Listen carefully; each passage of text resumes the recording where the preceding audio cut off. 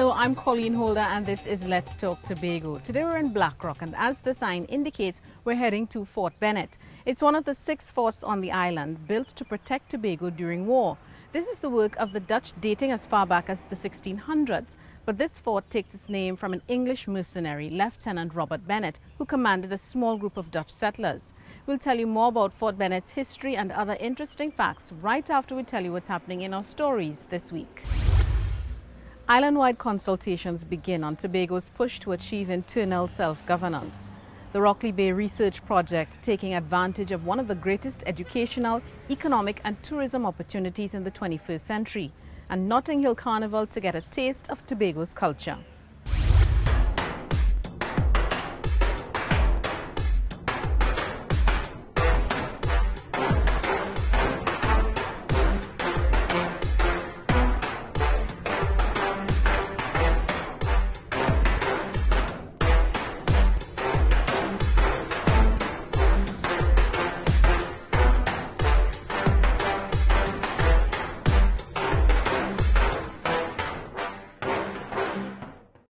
Welcome back. You're viewing Let's Talk Tobago and we're here at Fort Bennett in Blackrock. Now, as expected, this fort served as one of this island's many war zones, and the evidence of the remains of the walls are found underground. There are also cannons that are indicative of past war experiences. The gazebo, which is located at the end of the fort, today acts as a shelter and housing for sightseeing.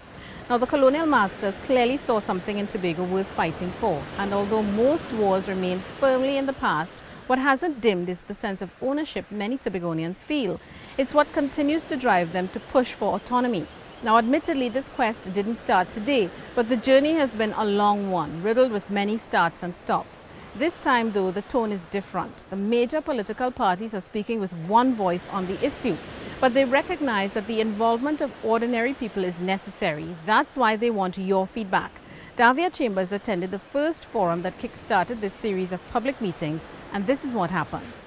It started as a meeting between all political leaders of Tobago, from the Tobago arm of the People's National Movement, the Tobago Organization of the People, and the Platform of Truth.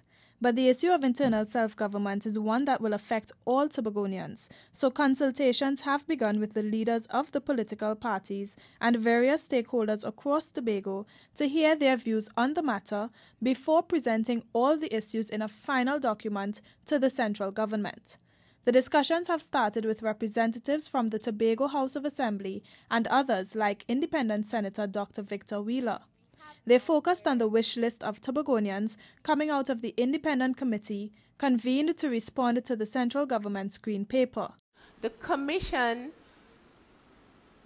recognized that a federal structure, which was one of the wishes of the people of Tobago, a federal structure of governance will be the ideal structure to give us this equity between Trinidad and Tobago. And the leader of the Platform of Truth, Ho Choi Charles, says the battle for Tobago's autonomy is one the island has been fighting since 1977. He's hopeful this dream will soon become a reality. I am so pleased to see that we were able to come together as Tobagonians in order to plan the events leading up possibly to the final outcome of this matter before the turn, I believe, of this century or before the turn of this year. And Mr. London wanted to remind all that the process is a Tobago one. The best way to bring people on board and to have people involved in the process in a meaningful way is to do it the hard way, to do it the long way. And therefore, rather than having 2 or 3 public meetings, we felt that the best thing to do was to meet with all the various groups in Tobago, meet with the various sectors, speak to them, get their views, get their recommendations. The final convention will be held in July to finalize documents to be forwarded to the central government. I'm Davia Chambers for Let's Talk Tobago. So those are the views of some of the big political players in Tobago. But there are people who are very much involved in the political process on this island, but deliberately choose not to affiliate with any particular party. The architects of the Self-Governance Forum recognized this and created a space for them. Here's Kisan Braffett with some of their views. Community activists using the opportunity to voice their discomfort with the process and the 13 issues identified by the forum. It's a while now I've learned that language is a symbol of where we are in our minds, where we are located psychologically, who we are. Language does that. And I would have gone with not the wishes of the people of Tobago, but I would have gone with the right of the people of Tobago. Others relate their confusion as it relates to how far along the process is. I had thought that where the process had reached was one in which, having gathered what you consider to be the views of the public, to then have the services of an attorney represented in legal language, that where we were now was that a document that represents that viewpoint was being presented, and there is discussion now for the need for these terms or provisions and or suggestions for alternatives to what has been proposed. In response to this confusion, the forum explained that the process stalled because efforts to meet with the central government and review the documents on the table and decipher how they would treat with the issues had borne very little fruit. They also said that the process was becoming politicized and untenable. The solution? To get all political leaders to stand together. But heavy on the hearts of most Tobagonians is the issue of equity as it relates to the control and distribution of resources as well as income within state enterprises. Trinidad has made a number of investments in state enterprises in the name of Trinidad and Tobago. And Tobago has to sit down with Trinidad to define Tobago's equity position in every one of these state companies. And that is going to form the basis for Tobago's financing. He argues that Tobago needs to stop thinking about borrowing and address Tobago's equity position on state boards as it relates to representation and financing. All these suggestions and recommendations will be put to the various groups as the forum continues with their public meetings throughout June. I'm Kisan Brathwaite for Let's Talk Tobago. And after the political leaders met with representatives of the Tobago House of Assembly, parliamentarians and political activists, they met with another critical sector. Let's find out who they are and what they had to say. This fruit and vegetable shop, drugstore, restaurant play a critical role in contributing to this country's economy. At the end of 2011, over 20,000 small and medium enterprises contributed to roughly 30% of our gross domestic product and employed over 200,000 persons. That's why it's important to hear their views on the fight for internal self-government for the island. I do not think that we have adequately defined what we mean by federation. What exactly do we mean when we talk about a federal system? A burning issue for many was that of Tobago's sea boundaries. A lot of the Commission's decision-making on the marine boundaries is focused on hydrocarbon values or possible values, without any mention of minerals, other minerals, fish harvesting, licensing sales to other countries to fish in the area. How do you manage those boundaries and those aspects of it? Another fundamental issue is the participation of society in the decision-making process of the Assembly. How will this affect the efficiency, or rather the expediency of decisions and matters that the Executive Council have to deal with, because sometimes there's already a delayed process. The Chief Secretary continues to reiterate that the process of Tobago achieving internal self-government is a Tobago one, which involves all sectors on the island and depoliticizes the issue. I'm Davia Chambers for Let's Talk Tobago. We're taking a break, but stay with us because on the other side, details of a project which promises to open up opportunities in science, education and tourism for this island. Cert Tobago, ready to provide your community with the highest degree of professional services in emergency response. Contact Cert Mariah at 660-0065 or Cert Speyside at 660-6096. Cert 24-hour services, emergencies, medical or other. Cert Pro, the new face of emergency management.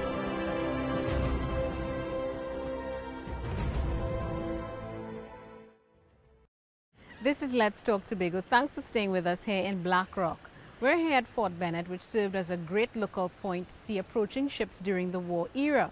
From here, you can see as far as the Pigeon Point Peninsula to Stonehaven Bay on the western side, while the eastern side overlooks the Great Cortland Bay and Plymouth. And it's perhaps right here pieces of the story we're about to share with you started unfolding.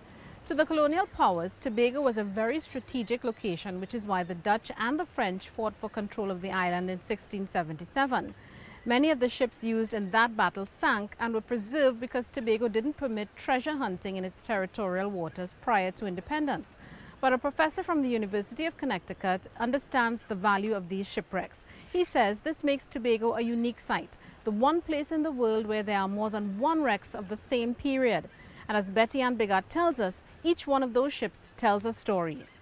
Tobago became the source of many battles.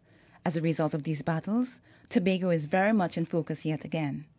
The Rockley Bay Project is intended to retrieve, preserve, and protect the remnants of these remains. Tobago is a unique site. This is one place in the world where we have more than one wreck of the same period. We have at least 10-12 ships of the same period that sank at the same time. Each one of these ships tells us a story. Taken together, it tells us a history.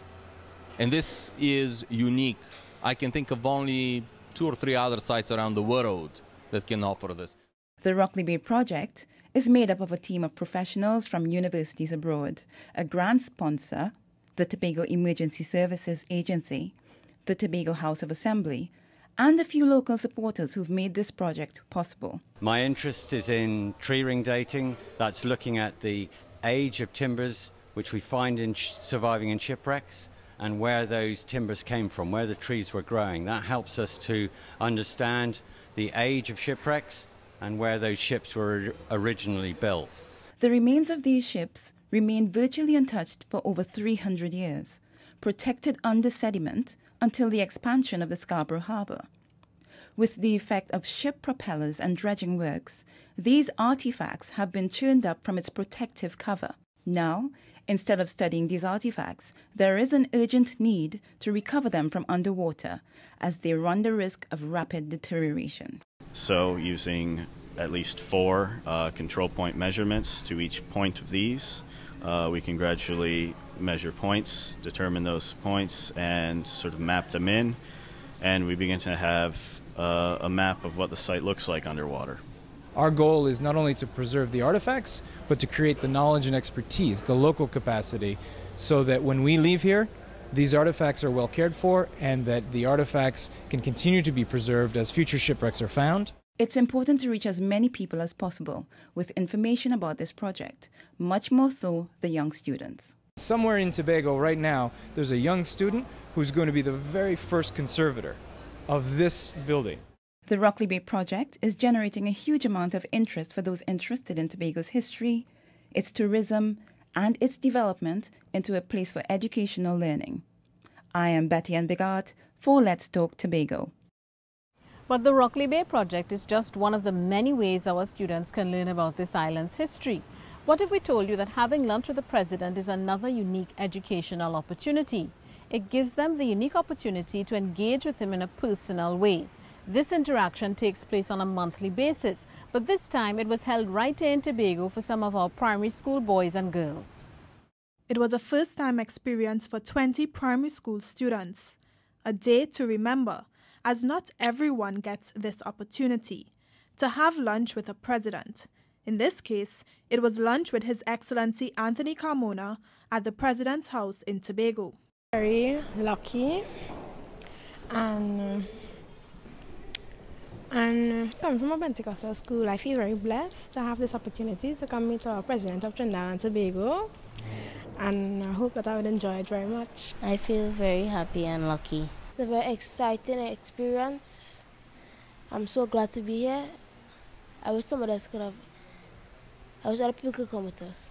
They didn't just want to have lunch with the president, though. We can learn about the knowledge of the history home and about things that happened here. And that's what they got. For example, one thing, in fact, that you read about and you don't see is a sundial. There's a sundial right over there. And also, in fact, there is a small cemetery down there at the bottom. And there was a guy called Governor Joseph. He was the governor of this country, governor of this island. And he lived here, and 3 of his young children died between the ages of 9 and 12. I think it was from typhoid fever, and they're buried down there. The president hopes that this intimate interaction will bring a sense of governance to the country's young people and encourage them to engage in the future development of the nation. I'm Davia Chambers for Let's Talk Tobago. And while tertiary education isn't the only ingredient for success, it can contribute to things like a higher earning potential, job satisfaction, and some even argue a greater contribution to society. It's perhaps part of the reason this island wants to increase access to university education.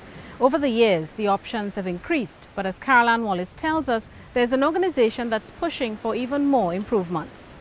The College of Science, Technology and Applied Arts of Trinidad and Tobago, the University of Trinidad and Tobago, the University of the West Indies, the Tobago Hospitality and Tourism Institute. These are all accredited institutions on our island, all offering various programs. But improvement is continuously needed, and the Accreditation Council of Trinidad and Tobago is behind this drive.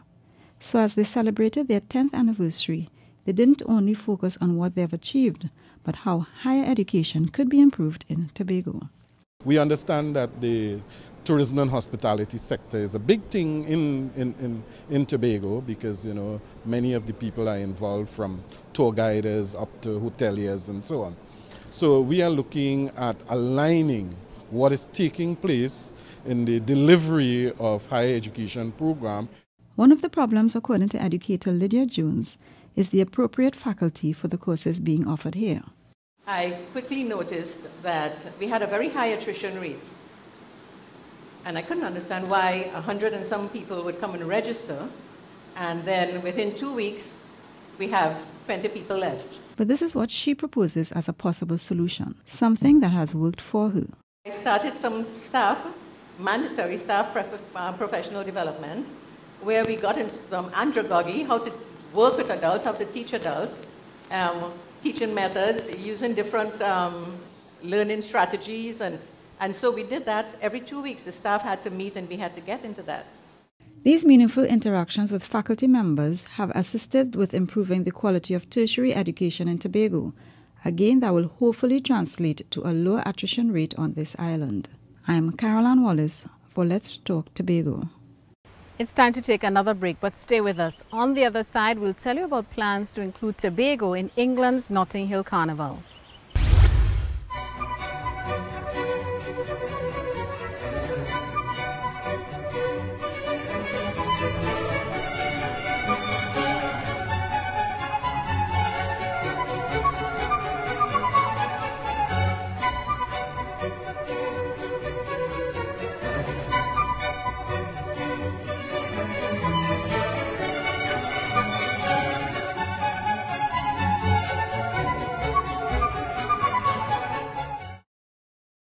You're viewing Let's Talk Tobago. Thanks for staying with us here at Fort Bennett.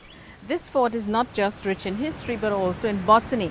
Like this tree right here, the Andira inermis, better known as Angeline or cabbage bark tree. This tree can grow as tall as 115 feet. Now that's pretty impressive when you consider that the world's tallest known living tree is just about 379 feet tall.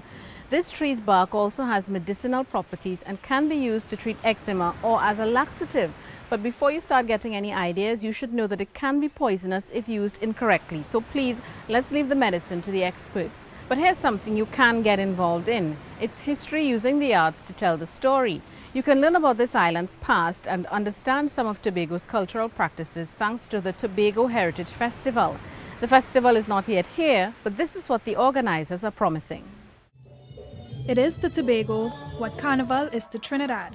The Tobago Heritage Festival, an experience of the way of life of villages, traditions, language, dances, and definitely their culinary delights. This year's theme is Community Treasures Revelations. What does this mean? Reflection took us into the path where we discovered, rediscover certain parts of our heritage that we would have neglected over the years. And revelation is the time when we tell the story about our discovery. We ask that as we experience the Tobago Heritage Experience, that we share our experiences with our neighbors, our friends, our villagers, Tobago, Trinidad and Tobago. And this year's event is expected to exceed expectations as the quality of productions in each village across Tobago will be improved. What we would have done is invited the Queen's Hall staff who have 50 years experience in technical theatre, and we also would have invited an international trainer to train persons in developing script, in directing, in acting, and the various aspects of the arts. While the various productions will attract many during the period, the chairman of the Tobago Festivals Commission says year-round activities pertaining to our heritage are on their agenda. We are asking you to get your little corner, decide on what you are going to do, and make sure it is sustainable. Tobago Heritage Festival runs from July 17th and ends with Emancipation Day celebrations. I'm Davia Chambers for Let's Talk Tobago. And staying with culture for a while longer, Tobago got the opportunity to be the guest of honor at the 18th edition of the Cuba Disco Festival, an event held annually in Havana to promote meaningful cultural exchanges across continents. Today, Kisan Braffett relives that journey and experience for all of us who couldn't make the trip. Music and dance have for centuries been key components of culture which sustain the Caribbean people. The Caribbean, though a multicultural and multi-ethnic region, has found areas of commonality through the shared history of European colonialism and slavery. This experience has influenced much of the region's culture, and today, that's evident as Tobago's cultural ambassadors meet the Spanish influence at the 18th edition of the Cuba Disco Festival. Para mí la Trinidad y Tobago, nosotros cantamos el calizo, tú cantaron para mí, me gusta Cuba y te gusta Trinidad y Tobago. The performers from Trinidad and Tobago portrayed the nation's percussive legacy. This included a detailed exposition of the steel pan's development.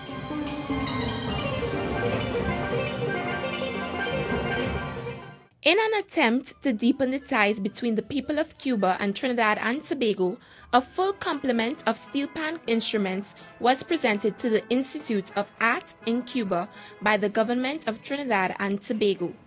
A gift described as one that will go a long way in advancing the enthusiasm and knowledge of the steel pan among Cuban musicians and persons in the general populace. It's in this same light that the Tobago House of Assembly has, through their participation, furthered the integration and understanding of culture in this festival. The culture coordinator of the Division of Community Development and Culture, Glenda Rosaline, presented a paper entitled Africa in Her Veins, Cultural Retention in Tobago. Through your spirituality, method of socializing, your music, and other cultural practices, even though our languages may be different, our similarity and bond is rooted in Africa. It goes without saying, Africa is truly in the veins of both Tobago and Cuba. While there, the Tobago contingent, led by the Secretary of Community Development and Culture, Dr. Denise Sawyerfat Angus, toured Havana and learned of the historical and cultural legacy of Cuba. I'm Kissan Brathwaite for Let's Talk Tobago. It's the Caribbean's Carnival in Europe. The Nottinghill Carnival attracts over 1 million people annually and allows the world over to witness the vibrant and colorful nature of the region's people. It's an event where Tobago's culture will fit right in. The organizers also believe the festival can be a market source for Tobago to attract more tourists to this Caribbean island. Omadara Mills reports. From colorful costumes to live pulsating music of drums and steel band, every year since 1966, it's been on the calendar of West London for persons of various Caribbean islands to show the world this region's energetic nature. It's also an avenue where the islands, such as Tobago, can present not only its unique heritage, but also market the island's food and beautiful sights. Tobago needs to have a presence in the London Nottinghil Carnival to give it at least some exposure to Tobago as a tourist resort. Should have a presence in something as big as London Nottinghil Carnival. And because of the marketing potential for the island, Mr. Francis has been meeting with THA representatives with the goal to have Tobago participate in the 2014 Notting Hill Carnival, where Tobago can have access to various marketing media. There's a lot of branding that can be done by Tobago within Notting Hill Carnival that would attract people to Tobago. Tobago can have advertisements on the screens, banners, whatever, stalls to give out their wares and publicity on Tobago and all that's happening in Tobago. Mr. Francis is on the mission to have greater participation from both Trinidad and Tobago at the festival, which is celebrated on the 24th and 25th of August this year. I'm Omadara Mills for Let's Talk Tobago. And it's time to have your say, the segment of our program where we hear from you, our viewers. As we told you earlier, this island's political parties have embarked on a journey that's expected to end with Tobago achieving internal self-governance. But they want to hear from you. They've placed major emphasis on including everyone, regardless of their political affiliation or social status. Business organizations, tourism stakeholders, faith-based groups and youth, just to name a few, have all been invited to the discussions. So today we're asking, do the public consultations on self-government make you feel more involved in the process? This is what you said.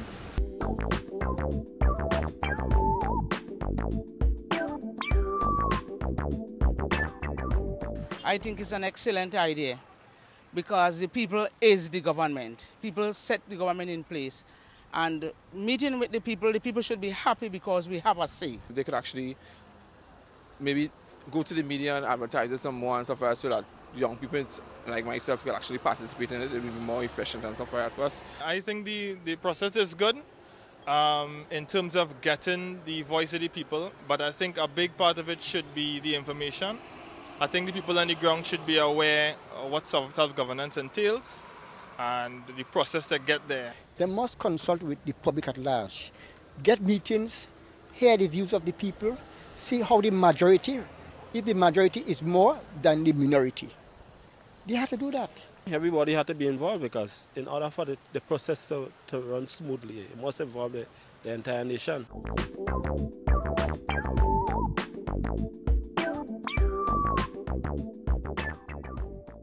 And that's how we bring this week's edition of Let's Talk Tobago to a close. Remember, you can send us your comments or queries on anything you've seen in this program to information@tha.gov.tt or visit us at www.tha.gov.tt. Like us on Facebook and subscribe to our YouTube channel. I'm Colleen Holder, and on behalf of all of us at the Department of Information, have a safe and enjoyable week. And as we go, we leave you now with a final look at Fort Bennett at Black Rock.